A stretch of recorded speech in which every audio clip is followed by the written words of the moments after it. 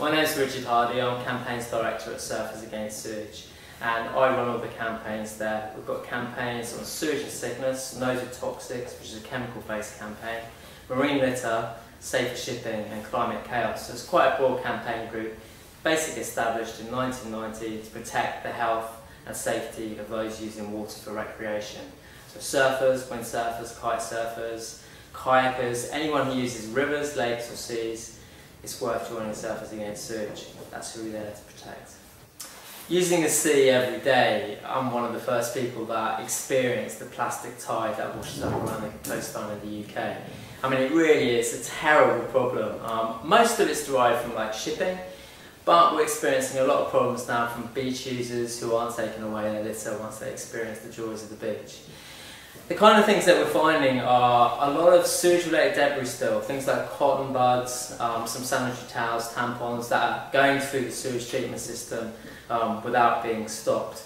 But we're also finding things like, crisp packets, plastic bottles, obviously signs that people have dumped them at the beach as they've gone behind. In terms of shipping type waste, a lot of fishing materials and a lot of plastic beads. I mean, actually the #1 marine litter item in the UK now is a plastic bead. It's about ½ centimetre in diameter, and it's the raw material of plastic.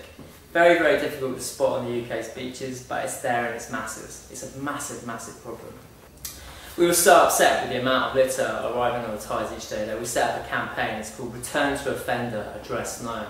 And basically any items of litter, plastic in particular, that we can identify where their source was from, we send it back to the company where it originated from. Now this involves a lot of material coming up in the Gulf Stream, so we've been sending a lot of letters down to like the southeast coast of the States, some companies in Brazil, some Russians.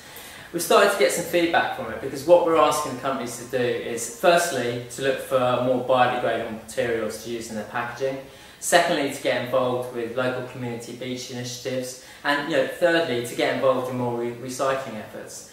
Some companies haven't liked this approach. For example, Lucozade, we wrote to them and said, your products are littering the UK's beaches, we found them on X beach. We had a response from Lucozade which said, we're not responsible for our lazy customers dropping their litter on the beach. At which point we wrote back to them saying, surely after drinking an energy drink, your customers shouldn't be lazy. I mean, we've had some positives as well. Some of the big corporates, Coke is saying they're doing much better. But it's really early days for this campaign. We're going to really start to push it out during the winter when most of the waste that we see arrive on the UK's beaches. And hopefully this time next year, many companies will have ditched some of their nasty packaging that just doesn't break down in the natural environment and have found an alternative that's kinder and safer and that people are able to reuse and not dump. Well, I think it's going to have to happen from the top and from the bottom. So, starting with the basic surfer, you go out, you catch a wave, good karma, you come in, you pick up one piece of litter off the beach, take it away. Catch a few waves, grab more pieces, that kind of situation.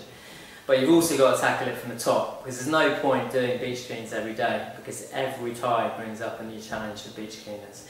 It's a waste of time. It makes you feel good, but it's not going to get to the edge of the problem. Go to the plastic industry, and that's what we're looking to do. Challenge them, show them the types of materials that we're finding on the beach, bring it into their backyard, show them what we've been collecting on the beach, and give them the challenge to produce a biodegradable, more natural product that people can reuse and not waste.